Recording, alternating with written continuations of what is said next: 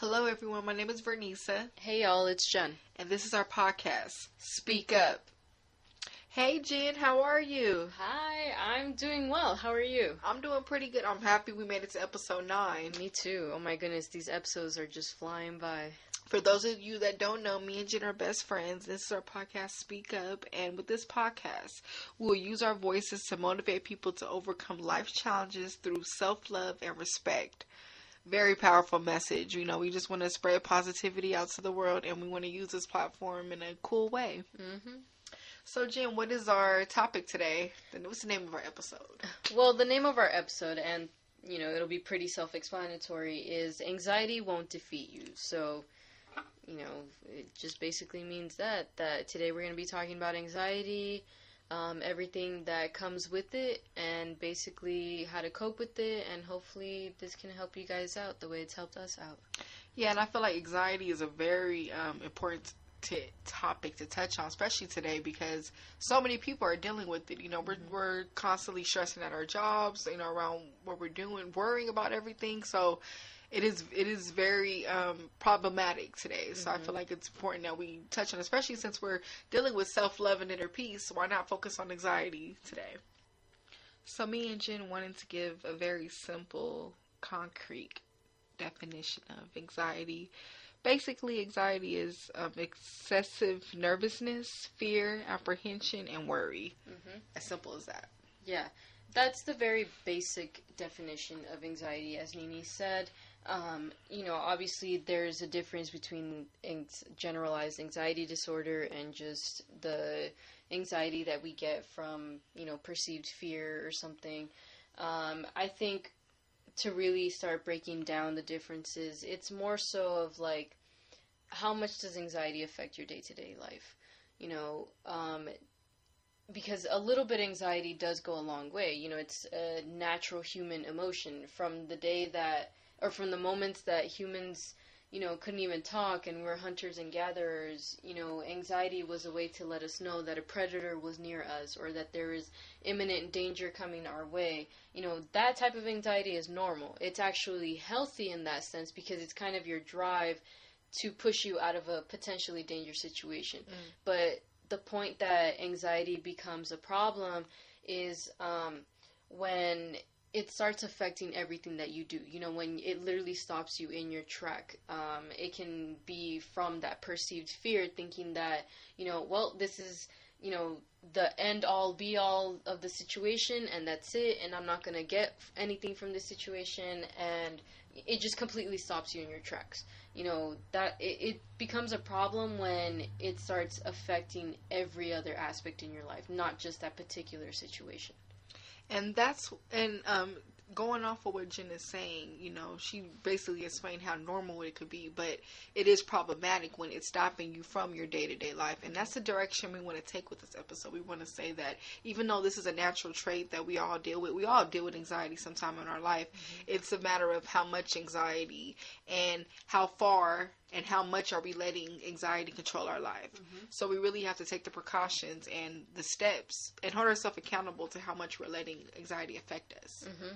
And yeah, that's what we're trying to get with you guys. We're not trying to say that every time you feel some sort of anxiety, you have a disorder or anything, but we're just trying to focus on the particular moments when life becomes when life becomes overwhelming. When you feel like you really can't do anything, to the point where you're getting physical symptoms. You feel your high blood pressure, you feel like you're starting to sweat, you're nervous, your heart's beating really fast. This is when what we're trying to focus on with this whole topic. It's not just the regular type of anxiety, it's that specific one where it starts affecting your entire being. Yeah, and it's all about doing what you got to do to lower the symptoms of it. So, Jen, this is often mistaken. I feel like anxiety and nervousness, they're always mistaken for each other. I feel like someone could get nervous and think they're having an anxiety attack when they're really just nervous, or they could be having an anxiety attack thinking they're just nervous. Can you go in a little about the difference between the two?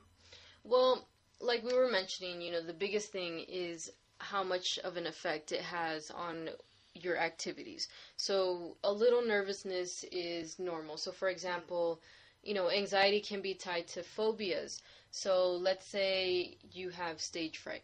A little bit of nervousness before you get up on stage is normal, but if it's to the point where you cannot move from your position, you can't breathe, you feel like your chest is tightening up, you cannot present whatever it is that you're set out to do because you have a phobia of speaking in front of people, that's real anxiety right there. That's that disorder coming in, because as we mentioned, it affects your day-to-day life. So let's say this was a really big project of yours and now you failed that project, or you can't move forward towards the next step because of this phobia that you have of speaking out in public. Wow, I love how you correlated the two in this. It's crazy how, like, even though they can go hand in hand with each other, they are two very, very, very different traits. Mm-hmm. And we always have to constantly be aware of that and be aware of what's normal and what's so unnormal that it's becoming unhealthy. Mm-hmm. Yeah, what's normal and what's excessive. Absolutely. I mean, I think going off of personal experiences, we can both say that we've been there, right? Maybe yes. not to the point where, for example, some of my patients have been, but up to a certain point where it's like, I know how badly this is affecting me.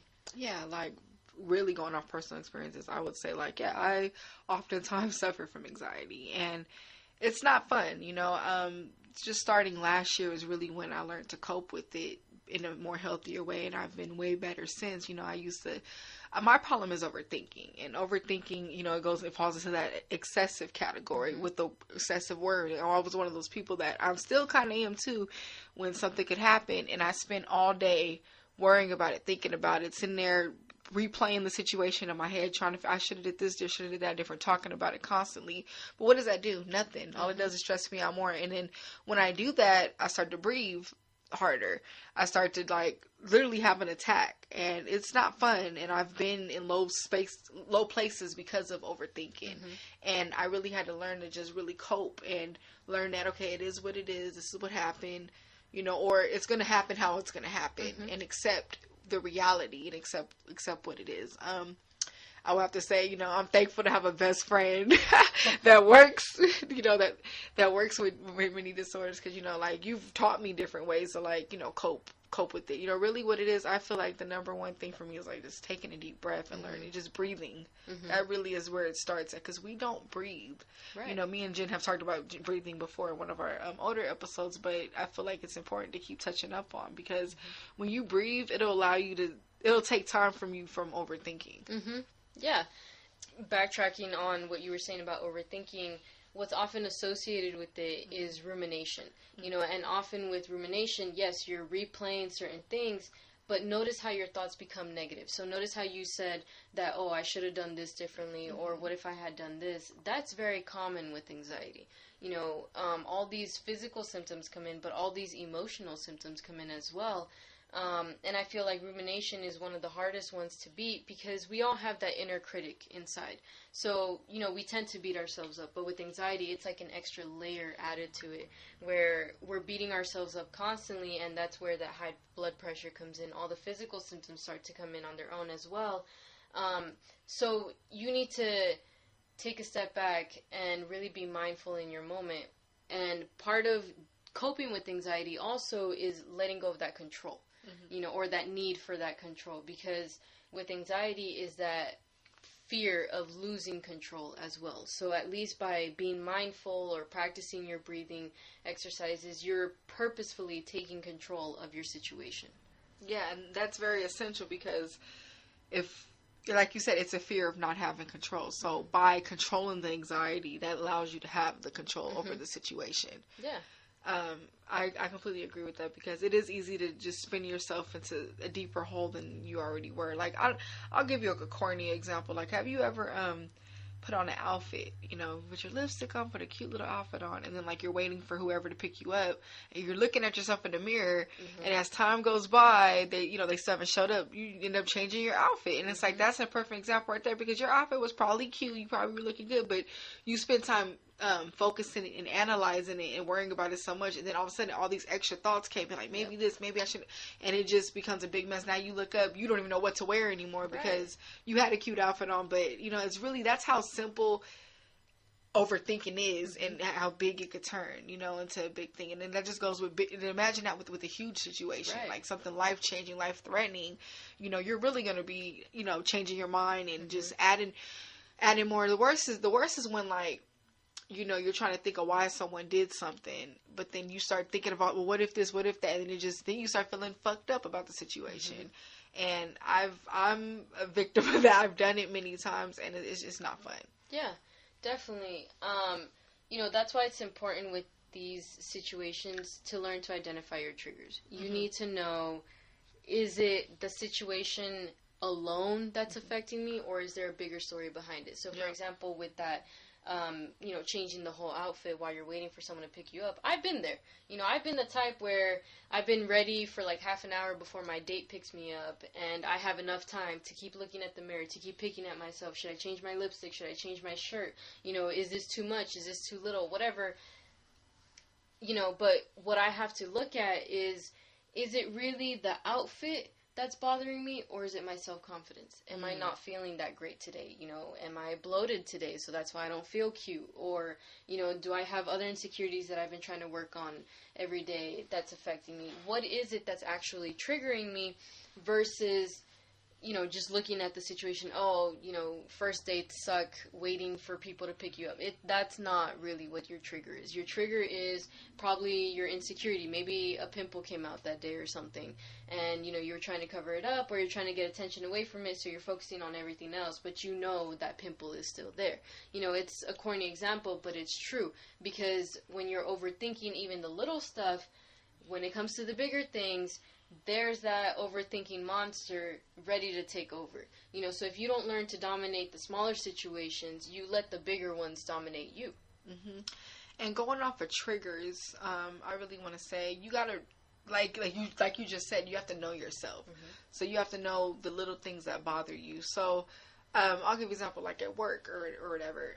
It's easy to get overwhelmed at work, especially when like work's piling on top. One thing about me, if I have too much stuff on my desk in my area where I can't move around, that makes my anxiety start acting up, because I'm already stressed out about what I got to get done. But if I'm seeing all these papers, boxes everywhere, I'm going to really get overwhelmed, and it's going to trigger, and then I'm going to really just start vamping. So if clutter triggers it, try keeping your area clean where you are. Oftentimes if you have a clean room, you can think clearer. If you have like a mess everywhere, that's going to play into you having a busy schedule. Now, I want to get off of something about people. Sometimes certain people that you hang with can trigger your anxiety. If you got a person who's constantly like picking on you, getting on your nerves, or like when they see you're focused on something, they're trying to mess with you and distract you, or say something negative to you, you gotta stay away from that person too, or know exactly when you can deal with that person. Because if you're having an anxious day and you surround yourself with that person, it's gonna get worse. So you really gotta focus on, and it goes with the whole our idea of something we talked about in our other episode, which was the whole mastering your energy. Really have your energy right, and all this stuff really comes from within. Because if you have your energy down, your self-confidence, you know yourself, and you have your peace down inside, it'll be easier for you to catch on those triggers and know what to be around and what to stay away from. Yeah, to give another example, let's say you have past trauma from a relationship or something, and you're now in another relationship. Anything that you went through before could easily trigger you now. Like, anytime you start feeling riled up again, you remember how you felt in that past relationship. So now you're trying to react the same way, or you're trying to react differently because of that situation. But all in all, that's still a trigger. It's still controlling a part of your emotions. Even if it's not the person that has the effect on you anymore. It's the trauma itself, or it's that specific feeling itself. So ask yourself with these triggers, is it a person? Is it a situation? Is it an emotion? These are the things that we need to keep in mind before even starting to tackle the anxiety, because you need to know, where is this coming from? Like you said, is it deep within? Is it really on the surface level? Most of the time, no. Most of the time, it is inside you that you need to bring it out and be willing to face those demons. So that way, when you know that something or someone triggers you, how to deal with it, right? And once you learn how to deal with it, you start to learn a part of you without being limited to only, being triggered by that specific thing. So you're starting to grow from this situation, and that's what we're trying to achieve at the end of the day. Like, with anxiety, you can't ever get rid of it. That's what people need to understand, especially those who have been diagnosed with the anxiety disorder. We understand that you kind of just have to live with it, but we're trying to get you to cope with it more so than just kind of, oh, okay, it's there, let me have my panic attack and I'll be good. Like, we want you to be able to maybe stop the panic attacks or help them become less frequent or something. I can't personally say I know what panic attacks are like. I don't have anxiety disorder, but, I do work with a lot of people who have these disorders as well, and that's why we're trying to get into the coping mechanisms on how to deal with anxiety.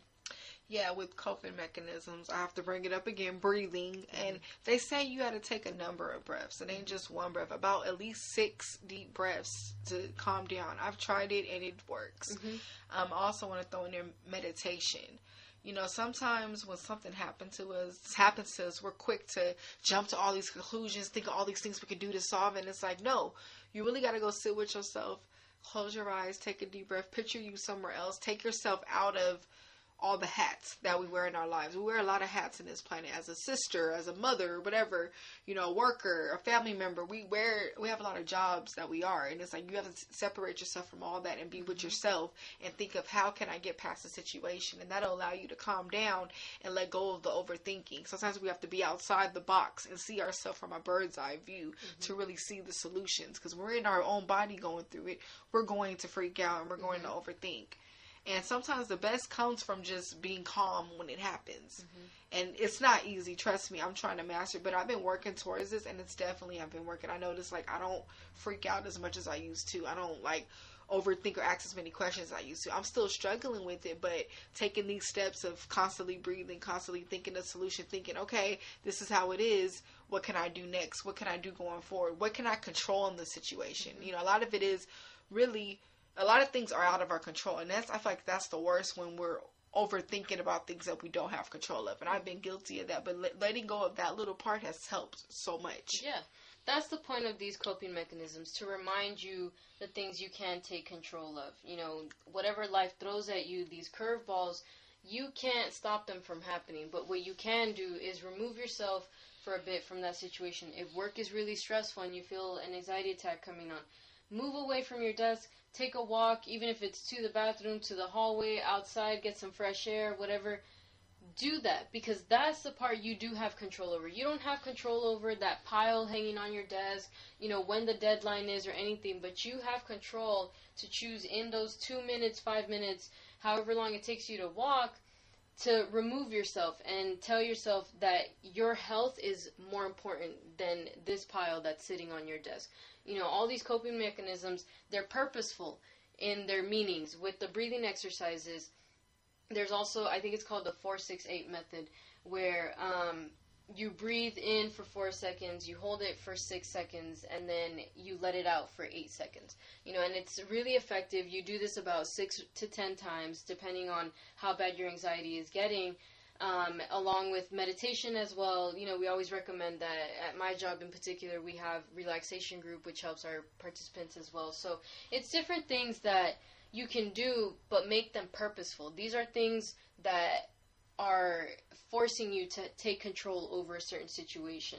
I really want you guys to take a look at the blog called Psychology Today. They have so many articles on various different topics on mental health, but specifically they have an essay, or basically a list of tips on how to cope with anxiety. They have various different methods that we can't get into right now, but definitely take a look. It's called Psychology Today. You can even read up on anxiety on that website. They're really helpful in a lot of ways, and hopefully you guys can take something away from it. I also want to say with the coping mechanisms, also, for what you were mentioning about past relationships and trauma, let's say you were in a relationship and, your past relationship, you were cheated on. So in your new relationship, obviously you're projecting all that onto your new relationship. You cannot be doing that, because in the day, you're dealing with a brand new person, and the key thing is trust. You have to, before becoming evenly yoked with somebody, you have to have that trust with them, so that way you're not carrying on that baggage onto the next relationship, because all you're gonna do is just cause yourself to have another anxiety attack, constantly worrying, are they cheating on me, And trauma is a bitch, trust me. We all know, we've all been through traumatic experiences, but we have to understand that when we're moving forward in life, we're attracting different energies and new people in our life, and we just have to vet whoever we're dealing with, whatever we're dealing with, so that way we're not putting ourselves through the same situation, so we don't have to have anxiety about it in the first place. All that stuff ties together, especially, and then that could also play as a coping mechanism. Another coping mechanism I wanted to mention is sometimes when I'm feeling myself getting overwhelmed, with people blowing up my phone, calling me, this and that, I shut my phone off. There's times I turn my phone off for the whole day. Now, it sounds crazy because what if someone's trying to get a hold of you, whatever, I mean, I have to take care of myself first. And you know what? I feel so much better when I shut off from the world and allow myself to think clear and not to have the pressures of whatever's being thrown at me. Yeah. Sometimes you have to do that. I feel like with the types of lives that you and I live in particular, a lot of people depend on us, even if it's just for advice or, just to chat with throughout the day. So it becomes overwhelming every time we have to talk to someone else. We kind of absorb their energy. So when we're already out of whack, we're trying to balance ourselves, and here we get someone else at our ear, we lose control. That's where that anxiety kicks in. So yeah, turning off your phone is definitely a great coping mechanism for those of us who can do it, and we want to. That's definitely something that we recommend, because this is taking time for yourself. You're purposefully spending time alone, sitting with your own company, and essentially recharging yourself. I wanted to touch on that as well, though, for those who feel like the anxiety is too overwhelming and maybe someone in your family doesn't understand, or, you feel like you don't have people you can trust. There are a few hotlines that you guys can call, one in particular being from NAMI, which is the National Alliance on Mental Illness. They have an anxiety helpline. It's 1-800-950-NAMI, that's NAMI, or in other words, 1-800-950-6264. And basically, they're available Monday through Friday from 10 a.m. to 6 p.m. Eastern Time. They provide free information and referrals to treatment programs, support groups, and educational programs. NAMI in general, they offer help for family members, any information about job programs, and connection to any legal representation. Basically, NAMI is, the spokesperson for mental health, mental illness in general. But that's just one example of a hotline that you guys can call when you feel like you need to talk to somebody. Yeah, and it's very important. I'm glad the hotlines like this exist, because, oftentimes people cannot go to their family, go to their friends with these situations, and sometimes people don't even know what to do, So it's good to know that there are free resources out there that people can depend on to get past these traumas. Yeah, absolutely. And if you're not comfortable talking on the phone with someone, there are websites you can go to.